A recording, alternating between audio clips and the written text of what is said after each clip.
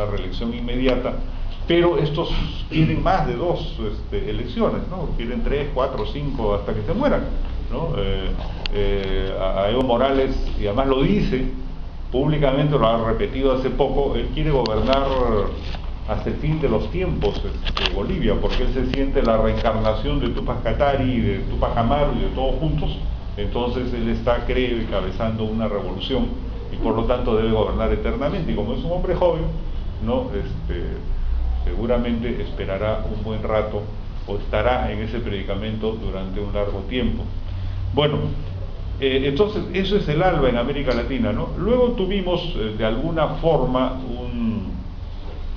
un socio reciente al que no le ha ido bien, que es el presidente Lugo, ¿no? Recientemente defenestrado. El presidente Lugo, bueno, respondió a una coyuntura en Paraguay, que por primera vez en la historia paraguaya la oposición lograba hacerse fuerte alrededor de este sacerdote que tenía un carisma y una relación con los sectores sociales oprimidos bastante fuerte, y que logró derrotar al Partido Colorado, ¿no? Que es un partido corporativista, fascista, los viejos terratenientes, herederos de Stroessner, y que sostuvieron la dictadura de Stroessner todo el tiempo, con algunas contradicciones hacia el final, pero un partido sumamente corrupto y que representa el poder terrateniente, ¿no? Pero Lugo tuvo un problema desde el principio, que no tenía una fuerza política propia, ¿no? Se adhirió internacionalmente al ALBA, pero eso le dio un cierto respaldo político, pero no mucho más, porque él no tenía una fuerza propia.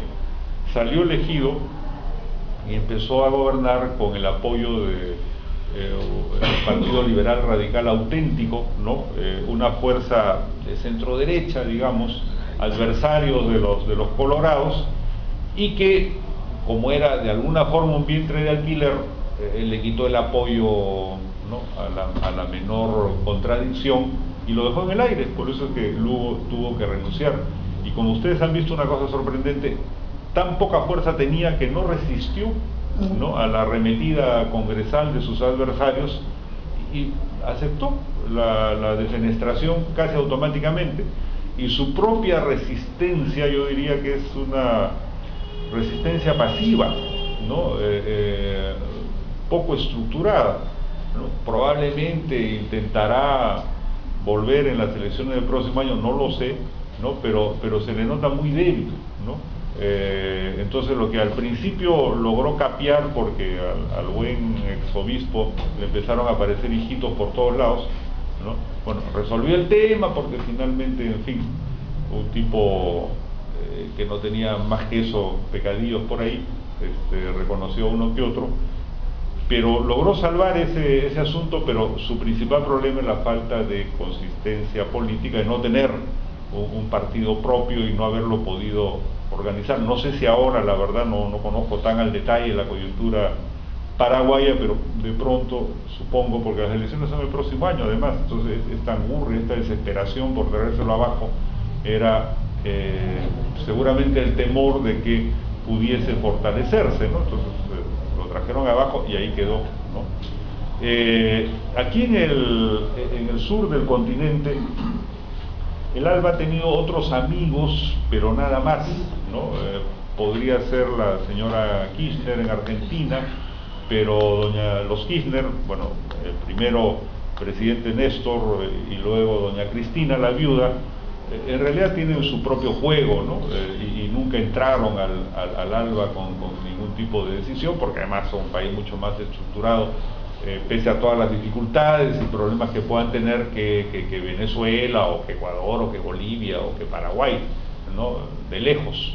Y en ese aspecto sigue su propia política, ¿no? Más bien el problema de Argentina ha sido históricamente siempre disputarle la hegemonía a Brasil en el área, ¿no? Ahora son ambos propiciadores de UNASUR, ¿no?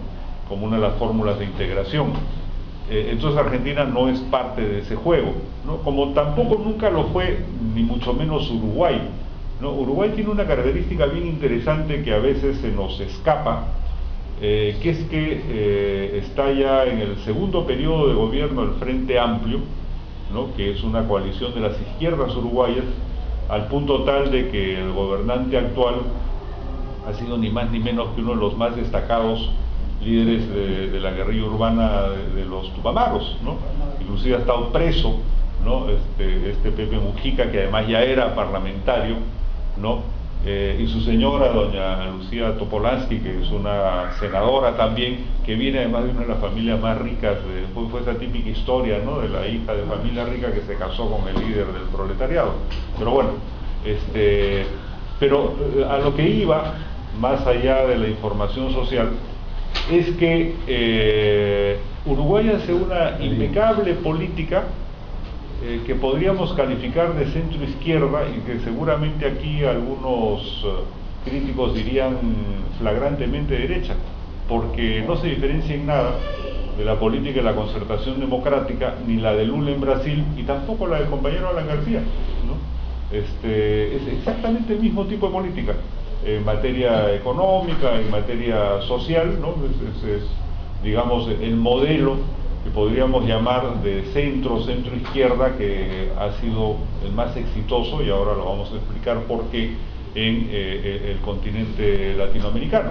Entonces Uruguay, además, siempre ha sido un país bastante serio, digamos, bastante institucionalizado, y bueno, Tabaré Vázquez, que había sido alcalde antes de Montevideo, y cuando fue presidente manejó la cuestión con mucha seriedad y orden.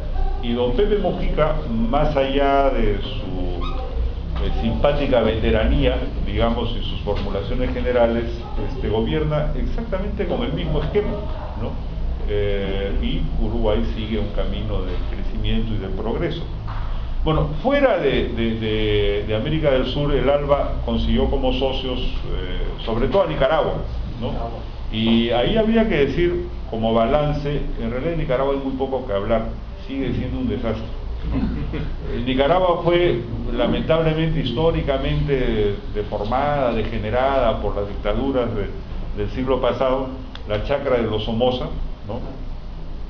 Los gobiernos sandinistas no hicieron mucho, además acabaron, en honor a la verdad, corroídos por la corrupción, ¿no? La derecha nicaragüense igual o peor, ¿no? Ha vuelto Ortega, y Ortega, su diferencia ha sido que también se ha vuelto, en términos económicos, un fiel discípulo del Cartabón, de la estabilidad macroeconómica, ¿no?, con algunos excesos verbales por ahí, pero nada más, ¿no?